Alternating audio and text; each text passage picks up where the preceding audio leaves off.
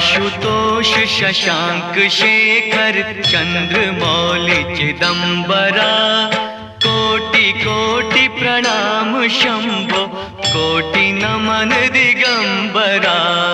आशुतोष शशांक शेखर चंद्रमौलि चिदंबरा कोटि कोटि प्रणाम शंभो कोटि नमन दिगंबरा कोटि नमन दिगंबरा। निर्विकार ओंकार अविनाशी तुम्ही देवाधिदेव जगत सर्जक प्रलय करता शिवम सत्यम सुंदरा। निर्विकार ओंकार अविनाशी तुम्ही देवाधिदेव जगत सर्जक प्रलय करता शिवम सत्यम सुंदरा शिवम सत्यम सुंदरा। निरंकार स्वरूप कालेश्वर महाजोगीश्वरा दयानिधि दानीश्वरा जय जटाधर अभयंकरा। निरंकार स्वरूप कालेश्वर महाजोगीश्वरा दयानिधि दानीश्वरा जय जटाधर अभयंकरा जय जटाधर अभयंकरा। शूल पाणि त्रिशूलधारी औघड़ी बाघंबरी जय महेश त्रिलोचनायं विश्वनाथ विशंभरा। शूलपाणि त्रिशूलधारी औघड़ी बाघंबरी जय महेश त्रिलोचनाय विश्वनाथ विशंभरा विश्वनाथ विशंभरा। नाथ नागेश्वर हरो हर पाप शाप अभिशाप तम महादेव महान बोले सदा शिव शिव शंकरा। नाथ नागेश्वर हरो हर पाप शाप अभिशाप तम महादेव महान भोले सदा शिव शिव शंकरा सदा शिव शिव शंकरा। जगतपति अनुरक्ति भक्ति सदैव तेरे चरण हो क्षमा हो अपराध सब जय जय जयति जगदीश्वरा।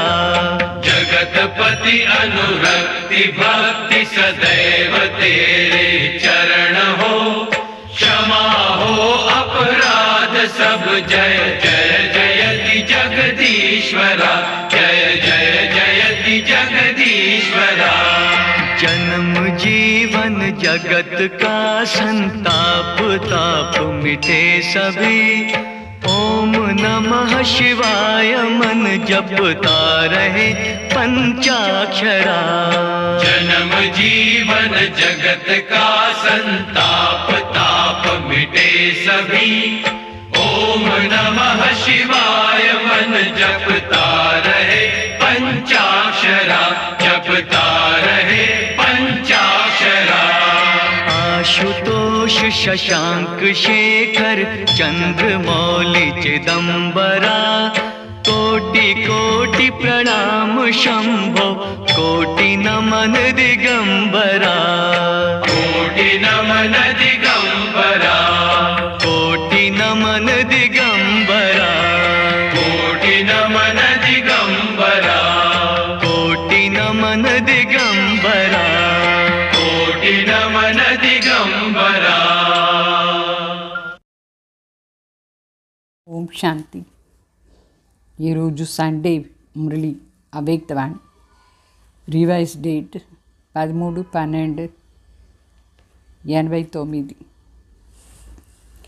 ఈ బాబా చెప్తారు దివ్య బ్రాహ్మణ జన్కే భాగ్య की रेखाएं అంటే మనం బ్రాహ్మణ జీవనాన్ని భాగ్య రేఖ అని బాబా చూస్తున్నారు.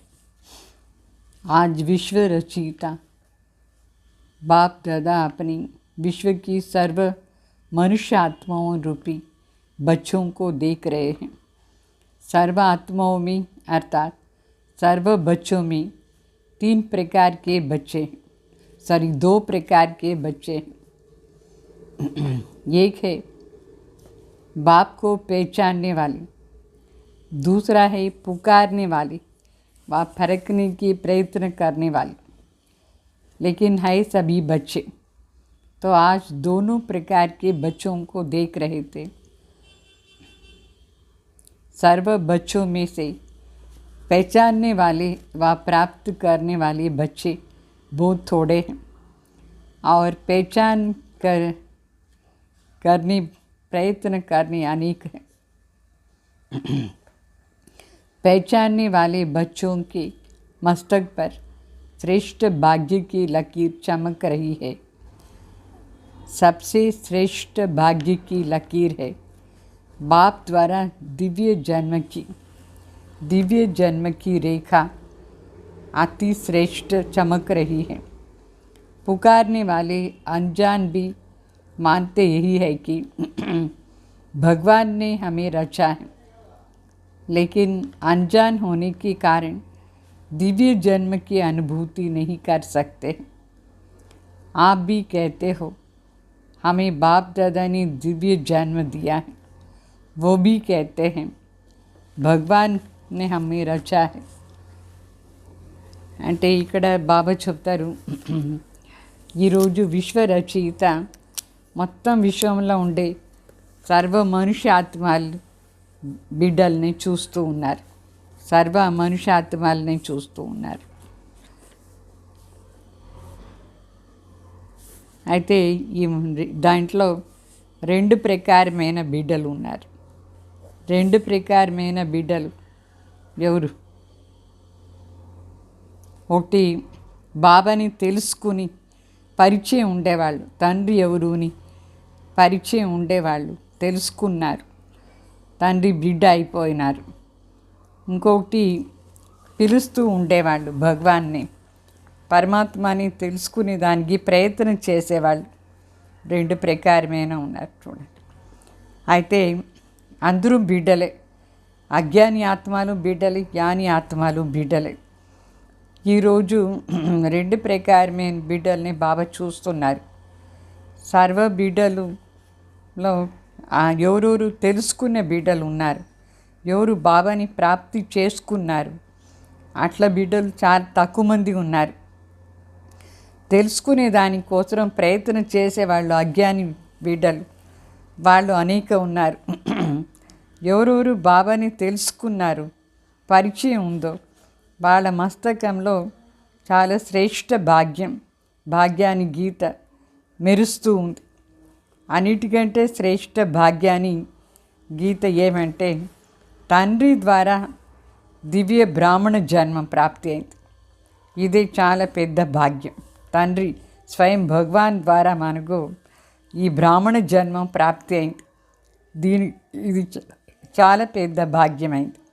ఈ దివ్య జన్మాని రేఖ అతి శ్రేష్టంగా మెరుస్తూ ఉంది. అంటే ఎవరెవరు బాబా బిడ్డ అయిపోయినారు వాళ్ళు వాస్తవంగా చాలా శ్రేష్ఠ భాగ్యశాలి. వాళ్ళ భాగ్యం చాలా పెద్దది భవిష్యంలో. అయితే ఎవరు పిలుస్తూ ఉన్నారో పాపం తెలియగంట వాళ్ళు కూడా ఏం చెప్తున్నారంటే భగవానే మన రచన చేసినారు. అయితే పరమాత్మ ఎవరుని తెలీదు, తండ్రి ఎవరుని తెలీదు. దాని కారణించి దివ్య జన్మ అనే అనుభవం వాళ్ళకు లేదు. సో మనం కూడా చెప్తాం మనకి బాప్ దాదా జన్మ ఇచ్చినారు, దివ్య జన్మ ఇచ్చినారు అట్లా అని. వాళ్ళు కూడా చెప్తారు భగవాన్ మన రచన చేసినారు, భగవానే రచయిత, భగవానే మన పాలన చేస్తున్నారు, మేము ఏమంతా తింటున్నామో అదంతా భగవానే ఇచ్చినారు అని అజ్ఞానులు కూడా చెప్తారు. సో ఇద్దరు చెప్తారు. అయితే ఇద్దరు ఏం చెప్తారు? పరమాత్మనే రచయిత అని చెప్తారు, పరమాత్మనే మన పాలన చేస్తున్నారని చెప్తారు. అంటే పరిచయం ఉండేవాళ్ళని చెప్తారు, పరిచయం లేని వాళ్ళు కూడా ఈ మాట చెప్తారు. అయితే దాంట్లో తేడా ఉంది. ఏం తేడా ఉంది? పరిచయం లేని వాళ్ళు కూడా చెప్తారు కదా భగవానే మన రచన చేసినారు, వాళ్ళే పాలన చేస్తున్నారు అట్లా అని మనం కూడా చెప్తాం. అయితే తేడా ఏమి?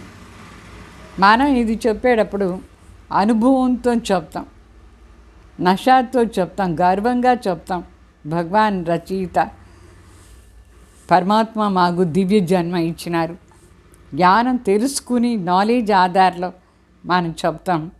బాప్ దాదా మాకు మాత్పిత రచన చేసినారంటే బ్రాహ్మణ జన్మ ఇచ్చినారు అట్లా అని అనుభవంతో మనం చెప్తాం. సో రచయిత ఎవరు మనకు బాగా అర్థమైంది. జన్మం కూడా ఏమి అర్థమైంది, జన్మపత్రి ఏమి, ఈ దివ్య జన్మ అని విధానం ఏమి, దీని సిద్ధి ఏమి, ఇదంతా మనకు చాలా బాగా అర్థమైంది, అనుభవం అయింది. ఎందుకంటే మనం యథార్థంగా తెలుసుకున్నాం. అందువల్ల ఈ జన్మాని వాల్యూ మనకు తెలుసు, బ్రాహ్మణ జన్మాని వాల్యూ, దివ్య జన్మం దీని సిద్ధి కూడా మనకు బాగా తెలుసు. సో ప్రతి ఒక్కరు కూడా తన దివ్య జన్మాని బర్త్డే చేసుకుంటారు, జన్మదినం అందరూ చేసుకుంటారు. అజ్ఞానులు చేసుకుంటారు దాని జన్మదినం, మనం కూడా చేసుకుంటాం. సో ఈ జన్మదినం నీ విశేషత ఏమి? వాళ్ళు చేసుకుంటారు, మనము చేసుకుంటాం. ఏం డిఫరెన్స్ ఉంది? సాధారణంగా జన్మదినం ఆ సాధారణ ఆత్మలు బర్త్డే వేరుగా, మ్యారేజ్ డే వేరుగా, ఫ్రెండ్షిప్ డే వేరుగా వేరువేరుగా చేసుకుంటారు. చదివేది రోజు వేరుగా, చదివే రోజులకు కూడా వాళ్ళు ఒక డే ఫిక్స్ చేసుకొని దాన్ని సెలబ్రేట్ చేసుకుంటారు. ఫ్రెండ్షిప్ డే కూడా సెలబ్రేట్ చేసుకుంటారు. అయితే వేరుగా చేసుకుంటారు. ఇక్కడ మనకు ఏమంటే అన్నీ ఒకటే, మనకు బర్త్డేను ఒకటే. ఇదే మనకు ఎంగేజ్మెంట్ డే, శివబాబా దగ్గర ఎంగేజ్మెంట్ అయింది. ఇదే మనకు మ్యారేజ్ డే, ఇదే మనం చదువు ఆరంభం చేసిన రోజు. అన్నీ మదర్స్ డే కానీ, ఫాదర్స్ డే కానీ, ఎంగేజ్మెంట్ డే కానీ మన కోసం అన్నీ ఒకటే. ఈ దివ్య జన్మ అని విశేషత ఇది, అన్నీ ఒకటే చేస్తూ ఉంటాం. సో మొత్తం కల్పంలో ఈ విధంగా అన్ని డేను ఒకే రోజు చేసేది మనమే ఎంతో శ్రేష్టమైనది. तो सारी कल्प में ऐसे आप आत्माओं का फिर कभी भी नहीं हो सकता है. మొత్తం కల్పంలో మనకు ఇట్లా రాదు. ఈ సంగం యుగంలో మాత్రమే మనం అన్నీ చేరి ఒకే రోజు సెలబ్రేషన్ చేసుకుంటాం. బాబా దొరికిన రోజే మనకు చదివే రోజు కూడా అయింది, బర్త్డే కూడా అయింది. బాబా దొరికిన రోజే బాబా దగ్గర మనకు ఎంగేజ్మెంట్ అయింది, మ్యారేజ్ అయింది, అన్నీ ఫ్రెండ్షిప్ దొరికినారు అని ఒకటే చేస్తామా లేదా? పరమాత్మ దొరికిన రోజు ఈ సంగం యుగంలోనే. సో సత్యయుగంలో కూడా బర్త్డే వేరేగా, మ్యారేజ్ డే వేరేగా చేసుకుంటారు, ఒకే రోజు చేసుకోరు సత్యయుగంలో కూడా. ఈ సంగం యుగాని మహానత అనే ఇది, ఈ మహాన్ జన్మ అని విశేషత ఇది. ఇది విచిత్రం కూడా. ఎందుకంటే ఆత్మ పరమాత్మ రెండు విచిత్రం, దీంట్లో సంబంధం కూడా విచిత్రం. అన్ని విచిత్రత మరి అన్ని డేను ఒకటే. ఈ విశేషత, ఈ విచిత్రత ఈ సంగం యుగంలో మాత్రమే మనం అనుభవం చేస్తాం. तो ऐसे जिस दिन ब्राह्मण बने वही जन्मदिन वही మ్యారేజ్ డే. ఏ రోజు మనం బ్రాహ్మణ్ అయినాము ఆ రోజే మనకు జన్మదినం, మరి మ్యారేజ్ డే కూడా. మళ్ళీ మన ప్రతిజ్ఞ కూడా ఏం చేస్తాం? ప్రతిజ్ఞ ఏం చేస్తాం? ఏక్ బాప్ దూసరా నా కోయ్. దృఢ సంకల్పం చేసినాం. ఏమిని? తుమీసే కావు, తుమీసే బయటం, తుమీసే సర్వ సంబంధ నిభావం. ఇది మనం ప్రతిజ్ఞ చేసినాం. బాబా అందరూ ప్రతిజ్ఞ చేసినారు. పాండవు సరి, మాతలు సరి, కుమారులు సరి, అందరూ ఈ ప్రతిజ్ఞ చేసినారు శివబాబా దగ్గర.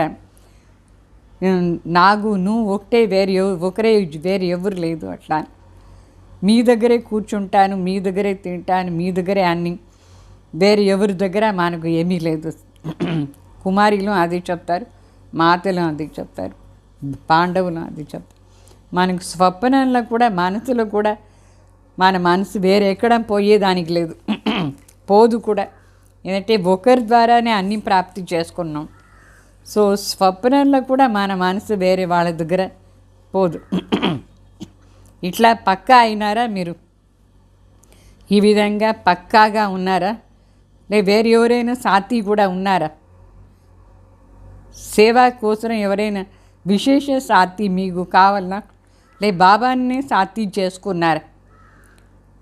సాథీ దివస్ మనాతే హోనా, సాథీ దివస్ బాబా దగ్గర చేసుకుంటామా, లేదు సేవాదారి సాథీతో మనం స్పెషల్ డే చేసుకుంటామా?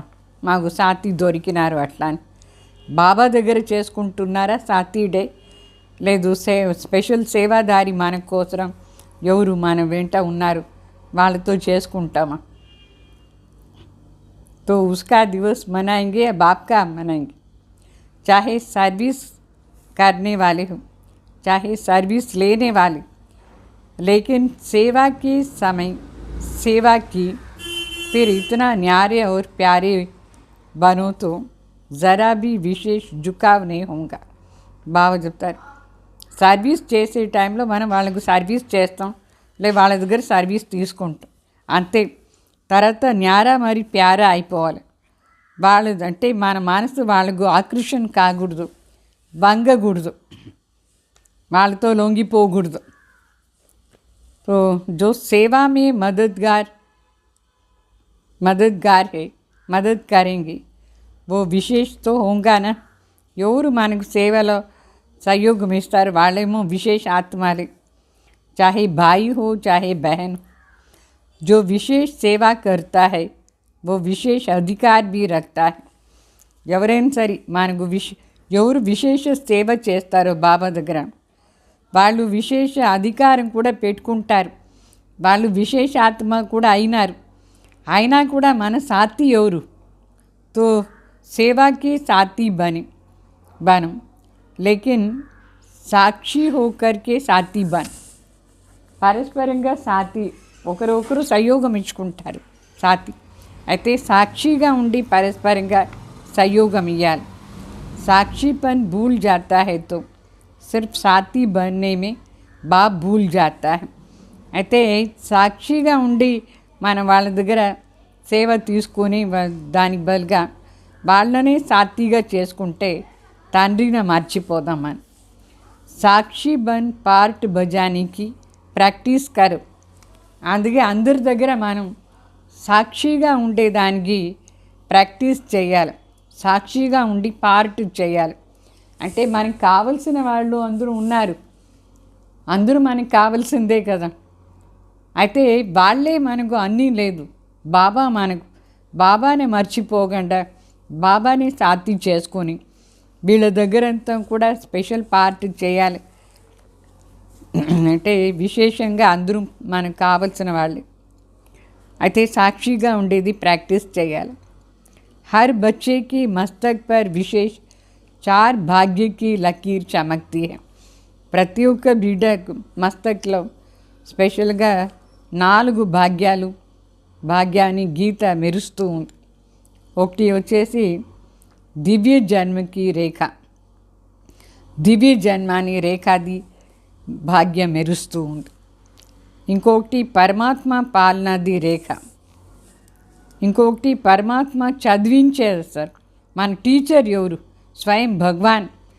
స్వయం భగవానే మనకు చదివిస్తున్నారు. ఈ భాగ్యం మనకు ప్రాప్తి అయింది. మరి నిస్వార్థ సేవ అది కూడా ఒక పెద్ద భాగ్యమే. సేవ, నిస్వార్థ సేవ. तो सभी के मस्तक में चारों ही भाग्य की रेखा चमक रही है, लेकिन चमक में और सदा एक रस वृद्धि को प्राप्त करने में फर्क होने के कारण चमक की अंतर दिखाई देती है. అంటే ప్రతి ఒక్కరి మస్తక్లో ఈ 4 ప్రకారమైన భాగ్యం మెరుస్తుంది. అయితే ఆ మెరుస్తూ ఉండే భాగ్యం ఎట్లా ఉంది? సదా ఏకరస్గా కొందరిలో ఉంది, కొందరిది ఏకరస్గా వృద్ధి కాలేదు. అందువల్ల డిఫరెన్స్ వచ్చేస్తుంది, మెరుపులు కూడా డిఫరెన్స్ వచ్చేస్తుంది. కొందరిది సదా వృద్ధి అవుతూ ఉండే కారించి బాగా మెరుస్తారు. సో ఆది నుంచి ఇప్పటి వరకు ఈ 4 ప్రకారమైన భాగ్య రేఖ ఏముందో యథార్థ స్వరూపంలో దీని అర్థం చేసుకొని నడుచుకోండి. దీంట్లో చాలా తక్కువ మంది ఉన్నారు. యథార్థంగా దాని స్మృతిలో ఉండి నడుచుకునే వాళ్ళు చాలా తక్కువ మంది ఉన్నారు. మధ్యలో కొందరికి ఏదో ఒకటి మాట వచ్చేస్తుంది. అందువల్ల భాగ్యాన్ని రేఖ కూడా ఖండిత అయిపోతూ ఉంటుంది. మెరుపు కూడా తగ్గిపోతుంది ఏదైనా మాట మధ్యలో వచ్చేసిందంటే. అంటే భాగ్యం స్పష్టంగా లేదు. అంటే బాబా మనకు జన్మ ఇచ్చినారు. సో తండ్రి జన్మ ఇచ్చి తండ్రియే పాలన చేస్తారు. ఈ దివ్య జన్మాని ప్రాప్తి, దివ్య జన్మాని పాలన, దీంట్లో మనకు మధ్యలో వేరే ఎవరైనా వచ్చేసారంటే మన మెరుపు తగ్గిపోతుంది. మరి మన భాగ్యాన్ని ఇది కూడా ఖండిత అయిపోతుంది, స్పష్టంగా ఉండదు. ఏ విధంగా ఇప్పుడు హస్తరేఖ చూస్తారు. హస్తరేఖలో కొందరికి కొన్ని రేఖ ఖండిత అయి ఉంటుంది, కొన్నిది ఏక్రెస్గా ఉంటుంది. అంటే నేరుగా కొన్ని రేఖ ఉంటుంది, కొన్ని రేఖల మధ్యలో కట్ అయ్యి ఉంటుంది. మరి కొన్ని రేఖ స్పష్టంగా ఉండదు. చేత చూసుకోండి ఎట్లా ఉంది. చేత కూడా కొందరు రేఖ చూసేవాళ్ళు ఉంటారు. మరి కొందరికి స్పష్టంగా, కొందరికి స్పష్టత లేదు, అట్లా ఉంటుంది.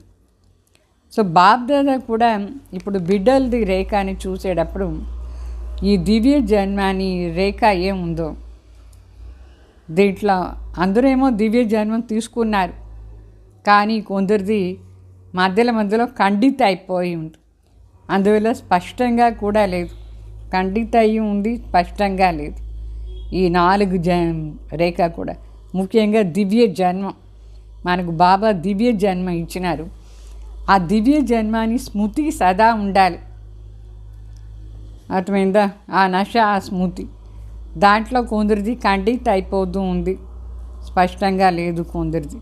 ఎందుకంటే अपनी जन्म के धर्म में खंडित नहीं चलता तो उसका भाग्य की लकीर खंडित होती. బాబా చెప్తారు, మన జన్మ తీసుకున్నాం, మన జన్మాని ధర్మం ఏమి, ఆ ధర్మం ఖండిత అయిపోతే భాగ్యం కూడా ఖండిత అయిపోతూ ఉంటుంది. అందువల్ల ఆ ధర్మాన్ని ఖండిత చేసుకోకూడదు. మన దివ్య జన్మాని ధర్మం ఏమి, బ్రాహ్మణుగా తీసుకున్నారంటే మన ధర్మం ఏమి, నిరంతరంగా శాంతి స్వరూప, నిరంతరంగా పవిత్రతాది, ఇదంతా మన ధర్మమా లేదు.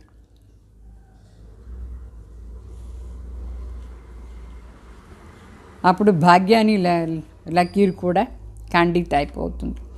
మన ధర్మం ఏమి, మన కర్మ ఏమి, ఇది మీకు బాగా తెలుసా లేదా? మన ధర్మం ఏమి, మన కర్మ ఏమి.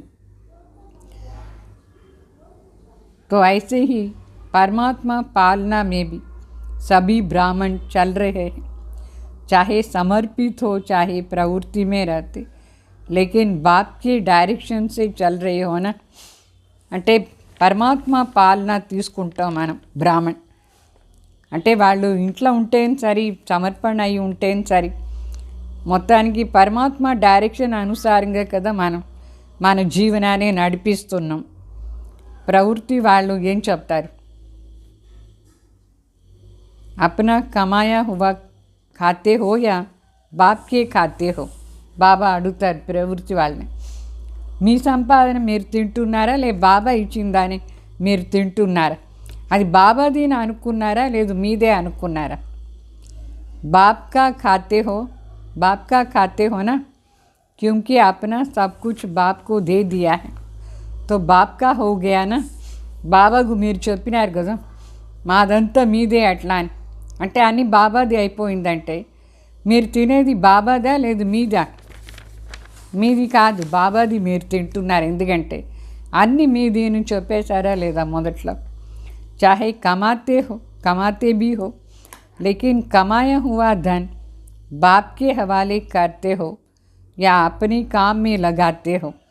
మీరు సంపాదన ఏమో చేసుకుంటారు లౌకికలో, అయితే లౌకికంలో సంపాదన చేసుకున్న తర్వాత అది బాబా మీది అని చెప్పి బాబాకు అర్పణ చేసి తింటారా? లేదు. నాది, నేను కదా సంపాదన చేసింది, నాది అని అనుకుని తింటారా? మీ పనిలో మీరు యూజ్ చేసుకుంటారా? బాబా మీది అని చెప్పిన తర్వాత కదా దాని ఆ సంపాదన చేసుకువచ్చిన ధనాన్ని కూడా బాబా ముందు పెట్టేసి బాబా మీది అని చెప్పి తింటారా? లేదు, ఇది నాది కదా, నేను కదా సంపాదన చేసుకుంది, అట్లా అని నా ఇష్టం ఎట్లయినా కార్యంలో యూజ్ చేసుకుంటాను అట్లా చెప్తారా? ఏమి ట్రస్టీ హోనా? ట్రస్టీ అయినారా? ट्रस्टी का अपना कुछ भी नहीं रहता है. మీరు ట్రస్టీ అంటే ట్రస్టీకు నాది అనేది ఏమీ ఉండదు. గృహస్థమే అపనాపన హోతా హై. గృహస్థి అంటే తనదీని ఒకటి ఉంటుంది. మీరు అన్నీ బాబాకు చెప్పేశారు కదా, అంతా మీదే అట్లా అని. మరి మీరు ట్రస్టీ అయినారా లేదా? సో ట్రస్టీగా ఉండి దాన్ని యూస్ చేసుకోవాలి. అర్థమైందా? వంట చేసిన తర్వాత భోగం పెడతారా? మీరే కదా వంట చేసేది. ట్రస్టీ వంట చేసిన తర్వాత దాన్ని భోగం పెట్టి అంటే ఖండిత్ కాకుండా చూసుకోవాలి. ఎట్లా ఇప్పుడు మనం సంపాదన చేసుకొస్తాం, సంపాదన చేసుకొని బాబా దగ్గర చెప్తాం, బాబా అంత నీదే అట్లా అని. మరి మన చేతోనే మనం వంట చేసి అర్పణ చేస్తామా లేదా బాబాకు? బాబా అడుగుతారు, బాప్కో అర్పణ కర్తే హోనా, अपने हाथ से खाना बनाते हो तो समझते हो ना ब्रह्मा भोजन खा रहे. पहले भोग किसको लगाते हो? बाप को अर्पण करते हो ना. अर्पण करना अर्थात बाप का खाना है. అంటే మనం మన చేతితో వంట చేసి బ్రహ్మ భోజనం తింటున్నాం కదా, అయితే దానికి ముందు బాబాకు భోగం పెడదాం. భోగం పెట్టేదంటే బాబాకు అర్పణ చేసేది దీని అర్థం. అర్పణ చేసిన తర్వాత అది బాబాది అయిపోతుంది, అంటే మనం బాబాది తింటున్నాం అని అర్థం. బ్రహ్మ భోజనం తింటున్నాం అంటే బాబా పాలన చేస్తున్నారు. మనం పరమాత్మ పాలన అనుభవం కావాలంటే అన్నీ బాబా నీదే నీదే నేను తింటున్నాను అట్లా అని అనుకోవాలి. సో బ్రహ్మ భోజనం మనం తింటున్నాం అంటే చాహే बच्चों के अर्थ भी लगाते हुए हो तो भी डायरेक्शन अनुसार लगाते हो. जैसे समर्पित बहनें व भाई भिन्न भिन्न कार्य में तन मन भी लगाते हैं, धन भी लगाते हैं. ऐसे प्रवृत्ति में रहने वाले भी चाहे तन लगाते चाहे धन लगाते, बाप की श्रीमत के अनुसार लगाते हैं ना. तो अमानत समझ करके कार्य में लगाते हो ना, ऐसे करते हो ना. अमानत में ख्यानत अथवा मनमत तो नहीं मिलाते हो. అంటే బాబా చెప్తారు, ఇట్లా సమర్పిత బిడ్డలు వాళ్ళు బాబా డైరెక్షన్ అనుసారంగానే అన్నీ యూస్ చేస్తారు. తన్ మన్ ధన్ అంతం బాబా సేవ అర్థం బాబా డైరెక్షన్ అనుసారంగా. ఆ విధంగా ఇంట్లో ఉండేవాళ్ళు కూడా, ప్రవృత్తిలో ఉండేవాళ్ళు, ఫ్యామిలీలో ఉండేవాళ్ళు కూడా శరీరాన్ని యూజ్ చేస్తారు, ధనాన్ని యూజ్ చేస్తారు. అయితే శ్రీమత్ అనుసారంగా దీని అంతా నడిపించేది, కార్యంలో యూజ్ చేసేది. శరీరాన్ని కూడా ఎక్కడంటే అక్కడంతా మనం తీసుకుపోకూడదు. బాబా చెప్పే డైరెక్షన్ అనుసారంగా శ్రీమత్ అనుసారంగా ఉండాలి. అంటే అమానత్తును అనుకునే అన్ని బాబాది, బాబా దాన్ని చాలా జాగ్రత్తగా యూజ్ చేయాలి మంచి కార్యంలో. లేదు మన్మత్తులో యూజ్ చేస్తారా? అమానత్తును అనుకున్నారా? లేదు దాంట్లో కూడా మన్మత్తో మిక్స్ చేస్తారా? సో బాబా చెప్తారు, పరమాత్మ పాలన అందరూ బ్రాహ్మణ్ బిడ్డలకు దొరుకుతుంది.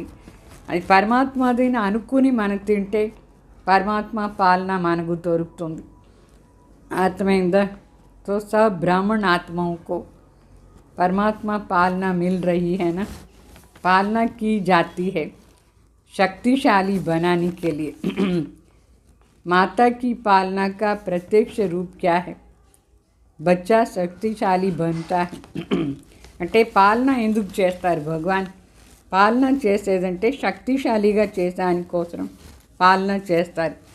ఇప్పుడు తల్లి బిడ్డను పాలన చేస్తుంది. దేనికోసం?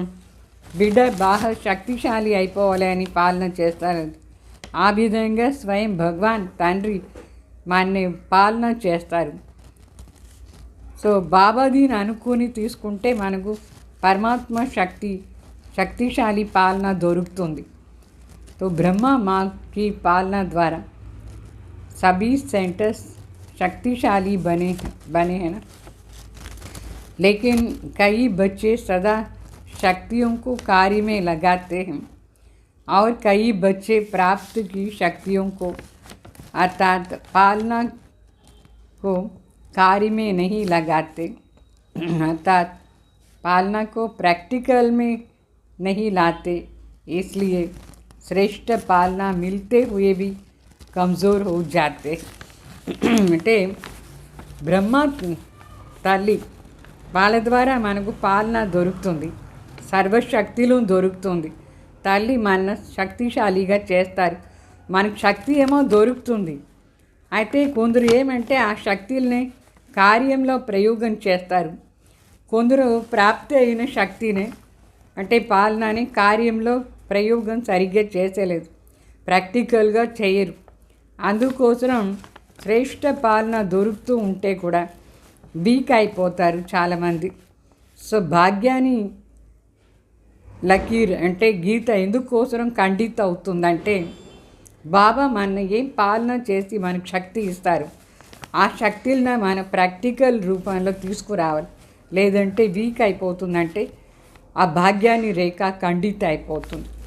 ఆ విధంగానే పరమాత్మ స్వయం భగవాన్ మనకు టీచర్ అయినారంటే అది చాలా పెద్ద భాగ్యం.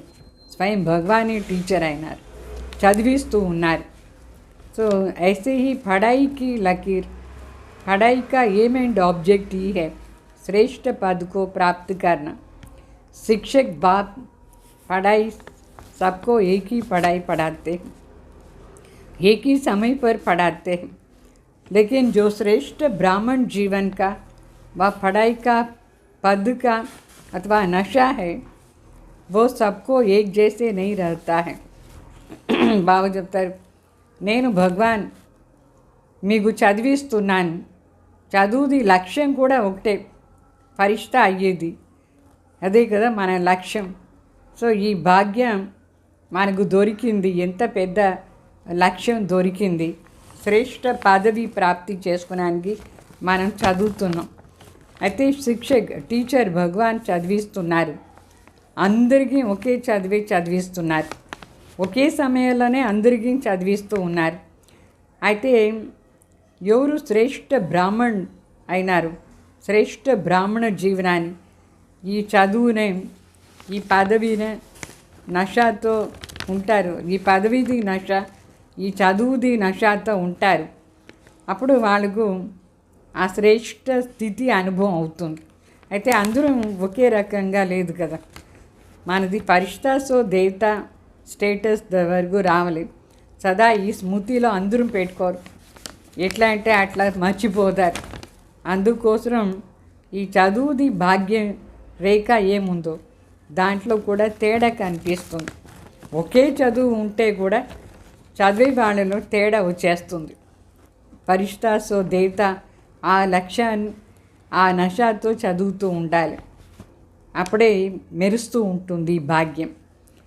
ఇంకొకటి బాగా చెప్తారు, సేవా భాగ్యం కూడా మనకు దొరికిందా లేదా, ఇది చాలా విశేష భాగ్యం. तो ऐसे ही सेवा की लकीर, सेवा की विशेषता है जो ब्रह्मा बाप ने साकार रूप में अंतिम वरदान रूप में स्मृति दिलाई. निराकारी, निर्विकारी, निरहंकारी, निराकारी स्थिति में स्थित होने के बिना किसी भी आत्मा को सेवा का फल नहीं दे सकते, क्योंकि आत्मा का तीर आत्मा को लगता है. బాబా చెప్తారు, సేవ కోసం విశేషంగా బ్రహ్మ బాబా ద్వారా లాస్ట్ సమయం అంతిమ సమయంలో బ్రహ్మ బాబా సాకార్లో ఉండినాడు. లాస్ట్ సమయం అప్పుడు ఒక వరదానం ఇచ్చినారు, అది అందరికీ స్మృతిలో ఉంది కదా. ఒక స్మృతి ఇచ్చిపోయినారు, సదా నిరాకారి స్థితిలో ఉండాలి, నిర్వికారి స్థితిలో ఉండాలి, నిరహంకారిగా ఉండాలి. అట్లా అని దీని సదా స్మృతిలో పెట్టుకోవాలి. ఎప్పుడు మన నిరాకార స్థితిలో ఉండి సేవ చేస్తాము అప్పుడే వేరే వాళ్ళకు కూడా ఇది బాణం తగులుతుంది. సో నిరాకార స్థితి లేకుండా మన వేరే వాళ్ళకు సేవ చేస్తే దాని ఫలం ఏమవుతుంది? ఆత్మకు సరిగ్గా అర్థం కాదు, లేదు దానికి అనుభవం కాదు. అందువల్ల ఆత్మిక స్థితిలో ఉంటేనే ఆత్మకు బాగా అర్థమవుతుంది, బాణం తగులుతుంది. सो स्वयं सदा इस स्थिति में स्थित नहीं होते हो तो जिनकी सेवा करते हो वो सदा स्मृति स्वरूप नहीं बनते हैं. మన సదా ఈ స్థితిలో ఉండాలి, నిరాకార స్థితిలో. అప్పుడే ఎవరికి మనం సేవ చేస్తామో వాళ్ళు కూడా సదా స్మృతి స్వరూపులా ఉంటారు, లేదంటే వాళ్ళు కూడా స్మృతి స్వరూపులా ఉండాలి. నిరాకార స్థితి చాలా ముఖ్యం సేవ చేసాని కోసం. ఇంకొకటి బాబా చెప్పినారు निर्विकारी स्थिति. ऐसे ही निर्विकारी कोई भी विकार का अंश अन्य आत्मा की शूद्र वंश को परिवर्तन कर ब्राह्मण वंशी नहीं बना सकती है. అంటే సంపూర్ణ నిర్వికారి స్థితిలో ఉండి సేవ చేస్తే వేరే వాళ్ళు కూడా పరివర్తన అవుతారు.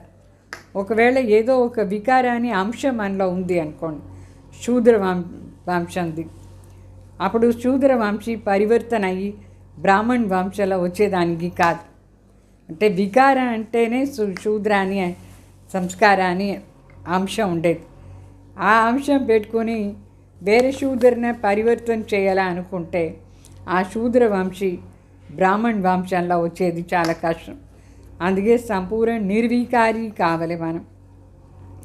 तो उस आत्मा को भी मेहनत करनी पड़ती है. మరి వాళ్ళు పరివర్తన అయ్యేదానికి వాళ్ళకు కూడా కష్టంగా ఉంటుంది, మనం నిర్వికారి స్థితిలో ఉండి చెప్పలేదంటే. ఇస్లే మొహబ్బత్ కా ఫల్ సదా అనుభవం नहीं करते हैं. అందుకే వాళ్ళు పరమాత్మ ప్రీతిని సదా అనుభవం చేయలేదు. ఇంకొక విషయం మరి నిరహంకారి. నిరహంకారి సేవా కా అర్థ హీ హై ఫల్స్వరూప్ జుక్నా. అంటే నిరహంకారి కావాలి, సేవాది ఫలస్వరూప్ మనం కొంచెం వంగాలి, నమ్రత ఉండాలి, అంటే ఒబీడియంట్గా ఉండాలి, కొంచెం వంగి సేవ చేయాలి. అహంకారంతో నేరుగా అట్లా ఉండకూడదు, ఖజూరు చెట్టులాగా. तो बिना निर्माण बने, निर्माण अर्थात सेवा का सफलता नहीं मिल सकता है. మనం నిరహంకారి కాలేదంటే సేవల సఫలత కూడా ఉండదు. అందుకోసం బాబా చెప్తారు, तो निराकारी, निरहंकारी, निर्विकारी इन तीनों वरदानों को सदा सेवा में प्रैक्टिकल में लाना, इसको कहते हैं अखंड भाग्य की रेखा. సో నిరాకార స్థితి, నిర్వికార స్థితి, నిరహంకారి స్టేజ్, ఈ మూడు వరదానాలని సేవలో ప్రాక్టికల్గా తీసుకురావాలి. అప్పుడే అఖండ భాగ్యాన్ని రేఖ ఉంది అని అర్థం. तो अभी चारों ही भाग्य की रेखाओं को चेक करो कि अखंड है या खंडित है. ఈ 4 ప్రకారమైన భాగ్య రేఖను చెక్ చేసుకోండి, ఖండితంగా ఉందా, అఖండంగా ఉందా అట్లా అని.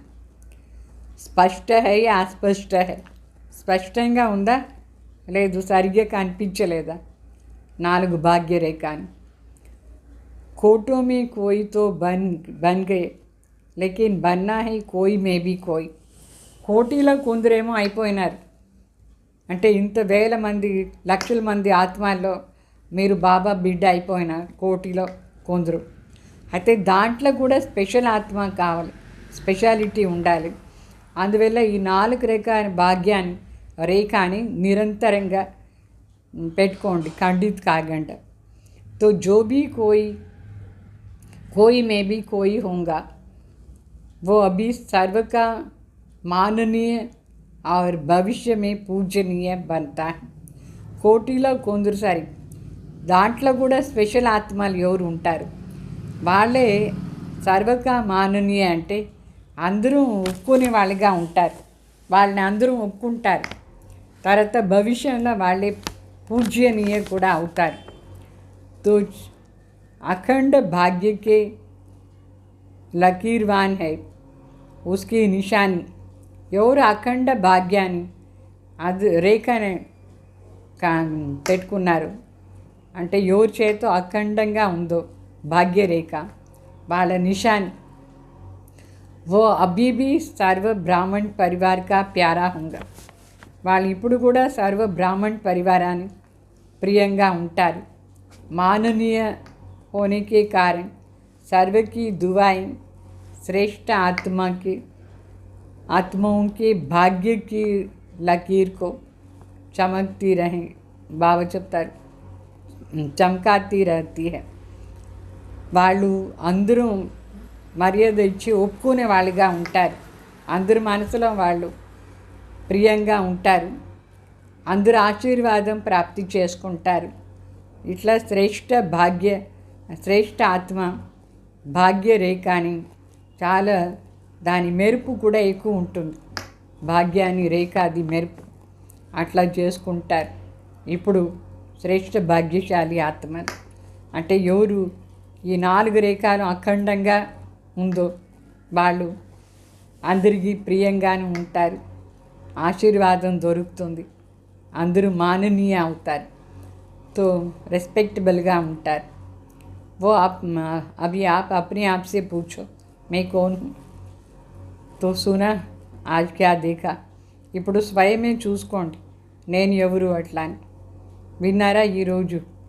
तो दुनिया वाली कहती है पालनहार जन्मदाता, लेकिन जन्मदाता का परिचय ही नहीं है. और आप नशे से कह सकते हो कि जन्मदाता परमात्मा कैसे है, पालनहार परमात्मा कैसे है. ब्रह्मा माँ की पालना भी मिल रही है और बाप की श्रेष्ठ मत पर योग्य आत्माएं बन गए हों. बाप बच्चे को योग्य बनाता और माँ शक्तिशाली बनाती है. दोनों अनुभव है ना.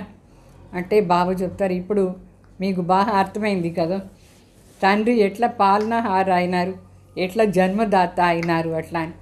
మనుషులేమో చెప్తారు కానీ వాళ్ళకు దీని అనుభవం లేదు. మీరు బాగా చెప్పొచ్చు వేరే వాళ్ళకు నషాతో ఎట్లా భగవాన్ జన్మదాత అయినారు, ఎట్లా పాలనహార అయినారు. బ్రహ్మ మన పాలన చేసి శక్తిశాలిగా చేస్తారు. శివబాబా శ్రేష్ఠ మతం ఇచ్చి మన యోగ్య ఆత్మగా చేస్తారు. సో తండ్రి యోగ్యంగా చేస్తారు, తల్లి శక్తిశాలిగా చేస్తారు. ఈ అనుభవం మీకు చాలా బాగుంది కదా. అందరికీ ఇది చెప్పాలి. అఖండ భాగ్య రేఖ మనకి ఎట్లా మెరుస్తూ ఉంది. మరి గీతా పాఠశాల వాళ్ళు చాలామంది బాబా ముందు ఉన్నారు. గీతా పాఠశాల వాళ్ళే జాదా. గీతా పాఠశాల వాళ్ళే కౌన్ హుయే. ఎవరు గీతా పాఠశాల వాళ్ళు? गीता का ज्ञान सुनने वाले गीता पाठशाला వాళ్ళు, గీతా జ్ఞానం వినేవాళ్ళు. హే అర్జున్ చెప్తారా లేదా? అర్జున్కే చూపిస్తారు గీత విన్నట్టుగా. మీరందరూ వింటూ ఉన్నారంటే మీరు అర్జున్ అయినారా లేదా? సో अर्जुन समझ करके गीता ज्ञान सुनते हो या अर्जुन दूसरा है, मैं अर्जुन हूँ ये समझते हो ना. అంటే గీత వినే వాళ్ళందరూ అర్జున్ కదా. మీరు అర్జున్ అనుకుని వింటున్నారా లేదు వేరే ఎవరో అర్జునా? నేనే అర్జున్ అనుకుని వింటున్నారా? సదే ఏ అనుభవ్ కర్కే సునో మే అర్జున్ హూ. సదా ఇది అనుభవం చేసుకునే వినండి నేనే అర్జున్ అట్లా అని. तो मुझे विशेष भगवान गीता का ज्ञान सुना रहा है. నాకు స్పెషల్గా భగవాన్ గీతా జ్ఞానం వినిపిస్తున్నారు. నేనే అర్జున్ అట్లా అని అనుభవంతో వినండి. గీతా పాఠశాల వాళ్ళతో సబ్సే నంబర్ 1 నికల్ జాయింగ్. అప్పుడు గీతా పాఠశాల వాళ్ళు అందరికంటే నంబర్ 1 వచ్చేస్తారు. इस विधि से सुनो तो आगे चली जाएंगे. నాగే భగవాన్ వచ్చి చెప్తున్నారు వినండి, అందరికంటే ముందు వెళ్ళిపోతారు. వినే విధానం ఇది. నా కోసం పరమాత్మ చెప్తున్నారు. సో గీతా పాఠశాల వాళ్ళతో सबसे नंबर 1। टीचर्स को बिजी रहने के लिए గీతా పాఠశాలయే अच्छी మరి గీతా పాఠశాల ఎన్ని ఓపెన్ చేస్తే అంత టీచర్స్ అందరూ కూడా బిజీగా ఉంటారు. వచ్చి మీకు ఆ రోజు యోగం చేసి భోగం పెట్టి గీతా పాఠశాల చక్రవర్తి भी बनती है, బిజీ भी रखते हैं. అంటే ఎవరు టీచర్ గీతా పాఠశాలలో ఓపెన్ చేస్తారు వాళ్ళు చక్రవర్తిను అవుతారు, బిజీగానే ఉంటారు. वृद्धि भी अच्छी होती है. मेहनत काम लेते, मददगार ज़्यादा बनते हैं. గీతా పాఠశాల వాళ్ళు మా టీచర్స్కు ఎక్కువ శ్రమ ఇచ్చలేదు, అయితే సహయోగం ఎక్కువ ఇస్తారు బాగా. బలిహారీతో గీతా పాఠశాల వాళ్ళకి అంటే బలిహారీ గీతా పాఠశాల వాళ్ళే కదా ఎంత బాగా సహయోగం ఇస్తున్నారు. इसलिए गांव वाले बाप को ప్యారీ లగ్తే. అందుకే ఎక్కడెక్కడ గీతా పాఠశాల ఉందో ఆ ఊరంతా బాబాకు చాలా ప్రియం. ఊరు వాళ్ళు గ్రామం వాళ్ళు చాలా ప్రియం. గ్రామంలో కదా గీతా పాఠశాల ఓపెన్ చేశాం. बड़े स्थानों पर माया भी बड़े रूप में आती है. गांव वालों को माया भी गांव वाली आती है, इसलिए बहुत अच्छे वो गांव वाले. ज़्यादा संख्या कहाँ की है, लेकिन अभी तो सभी मधुबन वासी हैं. బాగా చెప్తారు. గీతా పాఠశాల అంటే ఊర్లో పెట్టినాం కదా, ఒక్కొక్క గ్రామంలో. పెద్ద పెద్ద సిటీస్లో పెద్ద పెద్ద మాయా వస్తుంది, ఈ గ్రామాల్లో దాని అనుసారంగా వస్తుంది. అయితే బాబాకు చాలా ఇష్టం ఏది ఎక్కడ చాలా ఎక్కువ సంఖ్య వచ్చేది, గ్రామాల్లో కూడా ఎక్కువ మంది వస్తారు. ఇప్పుడు అందరూ మధుబన్ నివాసీలు అయినారు. టీచర్స్కు పర్మనెంట్ అడ్రస్ ఏమీ అడుగుతారు, మధుబన్ కదా. ఇదంతా చిన్న చిన్న ఊరు, చిన్న చిన్న దుకాన్, ఎక్కువగా మధుబనే కదా తలంపు వస్తుంది.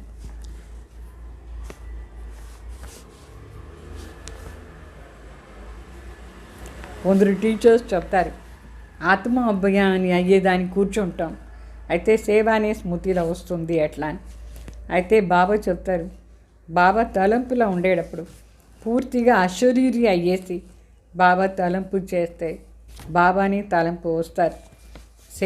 సేవ టైంలో సేవ చేయాలి, యోగం టైంలో బాబా తలంపు చేయాలి. అందువల్ల పూర్తిగా అశరీరి అవస్థలో ఉండాలి.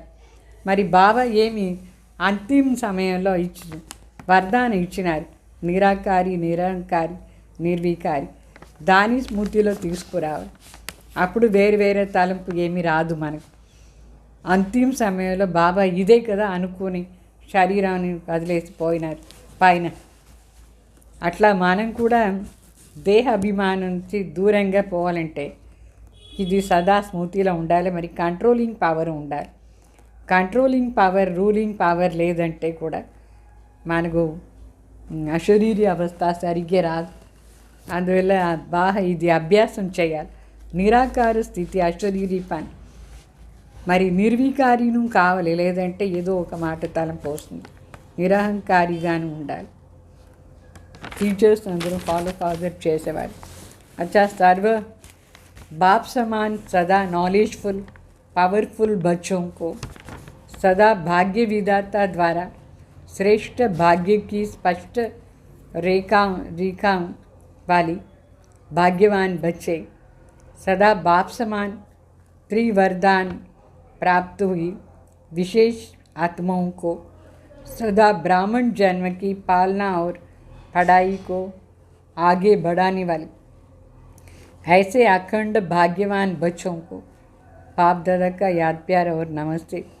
సో ఈ విధంగా సదా బాప్ సమాన్ జ్ఞాన స్వరూప స్థితి శక్తిశాలి సర్వశక్తి సంపన్న బిడ్డలు సదా భాగ్య విధాత ద్వారా శ్రేష్ఠ భాగ్యాన్ని రేఖాని స్పష్టంగా పెట్టుకొని భాగ్యవాన్ బిడ్డలు సదా తండ్రి సమానం 3 వరదానాలు ప్రాప్తి చేసుకునే విశేష ఆత్మలు. తండ్రి ద్వారా 3 వరదానాలు, నిరాకారి, నిరహంకారి, నిర్వికారి వరదానం. ప్రాప్తి చేసుకొని సదా బ్రాహ్మణ్ ఆత్మలకు పాలన మరి చదువు దాంట్లో ముందు పోయేవాడు. ఇట్లా అఖండ భాగ్యశాలి ఆత్మలకు బాప్ దాదా యాద్ ప్యార్ మరి నమస్తే చెప్తారు. ఓం శాంతి. మరి వరదానం వినండి. वरदान बाबा చెప్తారు, समय और संकल्प सहित अपने सर्व खजानों को विल करने वाले मोह जीत भाव. समय మరి సంకల్పంతో చేరి స్వయం సర్వ ఖజానాలతో విల్ చేసేవాళ్ళే మోహజీత్ అవుతారు. మోహజీత్ భావ. जैसे बच्चों को सब कुछ विल किया जाता है, ऐसे आप लोग भी बाप को अपना वारिस बनाकर सब कुछ विल कर दो तो विल पावर आ जाएंगे. బాబా చెప్తారు, ఏ విధంగా తండ్రి బిడ్డకు అన్ని విల్ చేసేస్తారు ప్రాపర్టీస్ అంతా, ఆ విధంగా మనం కూడా శివ బాబాకు మనం వారిసుగా చేసుకునేసి బాబాకు అన్ని విల్ చేసేస్తే అప్పుడు మనకు విల్ పవర్ వస్తుంది, అంటే మనోబలం వస్తుంది. इस विल पावर से मोह स्वतः नष्ट हो जाएगा. ఇట్లా బాబా చెప్తారు, విల్ చేసేసి మనోబలం ప్రాప్తి చేసుకుంటే నష్టు మోహం సహజంగానే అయిపోతుంది, మోహం ఆటోమేటికలీ వెళ్ళిపోతుంది. जैसे साकार बाप ने पूरा ही अपने को विल किया, वैसे आप लोग भी जो स्मृति है, समय है, संकल्पों का खजाना है, उसे विल करो, अर्थात श्रीमद प्रमाण सेवाओं में लगाओ तो मोह जीत బంధన్ ముక్త బన్ జాయింగే. బాబా చెప్తారు, ఏ విధంగా సాకార్ బ్రహ్మ బాబా పూర్తిగా తన జీవనాన్ని బాబాకు విల్ చేసేసారు, ఫుల్గా విల్ చేస్తారు. ఆ విధంగా మనం కూడా మన స్మృతి కానీ, సమయం కానీ, సంకల్పాలు కానీ, ఖజానాలు కానీ అన్నీ విల్ చేసేస్తే, అంటే శ్రీమత్ అనుసారంగా అన్నిటినో సేవలో ప్రయోగం చేస్తూ ఉంటే అప్పుడు మోహజీత్ అయిపోతాం, బంధన్ ముక్త అయిపోతాం. మరి స్లోగన్, एक दो का स्नेही बनने के लिए सरलता और सहनशीलता का गुण धारण करो. అంటే పరస్పరంగా ఒకరొకరు స్నేహంగా ఉండాలంటే దానికోసం సరళతను ఉండాలి, మరి సహనశీలత గుణం కూడా ధారణ చేసుకోవాలి. సరళత మరి సహనశీలత గుణం, అప్పుడే పరస్పరంగా స్నేహం ఉంటుంది. లేదంటే ఏదో ఒక మాట వేరే వాళ్ళపైన చెప్తానే ఉంటారు, సహనం చేసుకోకుండా అలిగిపోతారు. అర్థమైందా?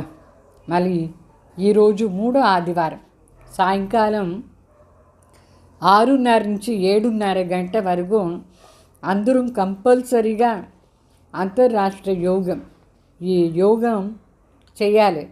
అందరూ యోగాన్లో కూర్చోండి.